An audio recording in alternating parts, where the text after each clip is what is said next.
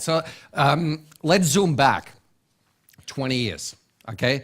Back then, the internet was just literally emerging, and the internet was all about a computer, an Ethernet cable, another computer, yet another Ethernet cable. And I'm sure those ones a little bit older in this room remember how we were like actually nailing cables in the rooms to connect our computers. This is how this whole thing started. As of today, if we talk to our kids or our peers essentially on what the internet means today, this is not anymore about, you know, these computers, Ethernet, etc. This is all about the opportunity. You think about the Facebooks, you think about the Twitters, you think about the LinkedIns, etc. That is how we see the internet today. So it's gone through an enormous transformation from being something very device-driven to something which is opportunity-driven. Now, in the Internet of Things, would love to come to exactly the same stage, would love to go through this transformation from a device-driven design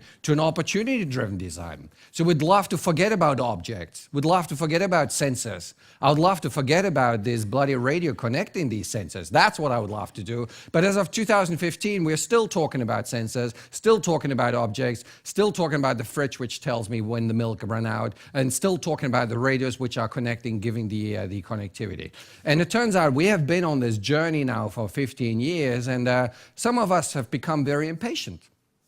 We're wondering, hey, what have we been doing? Some of the smartest people on the planet for the last 15 years, trying to come up with this connectivity so finally we can actually focus on the opportunity, but very little has really advanced. And I want to shed a little bit of light into what's gone wrong on this journey, and then we're going to see how we are going to apply it, hopefully, by 2020, 2025, to the cities which we've been discussing above on the panel, so we can finally focus actually on the opportunities and eventually on our citizens, right? So that journey on the connectivity started maybe around 2000. Those skilled in the arts know that the whole notion of, you know, the SCADA, wireless sensor networking, etc., machine-to-machine started well before that. So I want to cut it here. I think the real milestone was when the IEEE was chartered to come up with a radio which is really low power, so we can make sure that if we put a battery into a sensor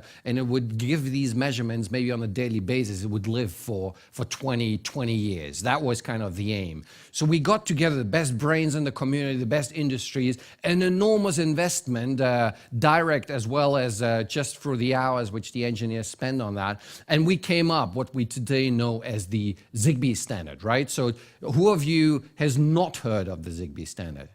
Okay,